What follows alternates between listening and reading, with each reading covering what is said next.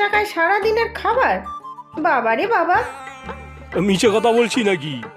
বলে কিনা 1 কাপ চায়ের দাম 5 টাকা। তাহলে আর চা খেও না কাকু, কাঁচা পাতার রস খেয়ে নাও, কোনো খরচা হবে না। 5 টাকায় কিনা সারাদিনের খাবার।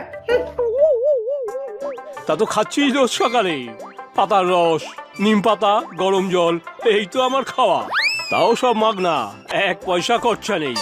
চায়ের জন্য টাকা নষ্ট করে কি? তাহলে যাও তাই খাও। সকাল সকালবেলা ভেজর ভেজর করো না, এখন খদ্দের আসার সময়। যাও তো এখন। সাত সকালে এই হারকিপটার মুখ দেখলাম, সারাদিন আবার খদ্দের জুটলে হয়। এই যে মাস্টার মশাই, আজকাল ছেলে ছোকরারা অসভ্য হয়ে গিয়েছে। কি করছেন কি আপনারা? আচ্ছা, কি হয়েছে বলুন তো? আমার বাড়ির গেটের সামনে কে যেন একটা বোর্ড ঝুলিয়ে দিয়ে গেছে, লিখেছে সবার আমন্ত্রণ রতন কাকুর জন্মদিনে, প্রত্যেকে নিজের খাবার নিজে নিয়ে আসবেন। এটা কি রকমের অসভ্যতা বলুন তো? আরে এ তো বেশ মজার পোস্টার। ও, মজা লাগছে আপনার? আরে দাদা, একটু মজা না করলে চলে?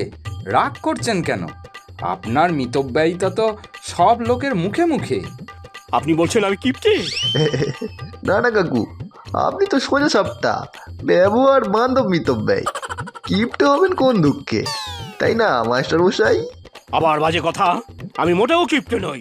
কালা যে রটায় এসব অকথা কুকথা কে জানে। আরে এ তো দেখছি রসগোল্লাও আছে। রতনদা, সত্যি বলো তো, তোমাকে কেউ কালা জাদু করেছে না তো? তোমার মতো লোক এত খরচা করছে?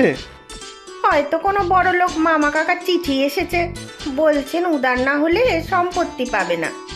আমার তো বিশ্বাসই হচ্ছে না। শুনুন সবাই, উদারতার পুরস্কার প্রতিযোগিতার সময় সকলে কিন্তু আমাদের রতনদার কথা অবশ্যই মনে রাখবেন।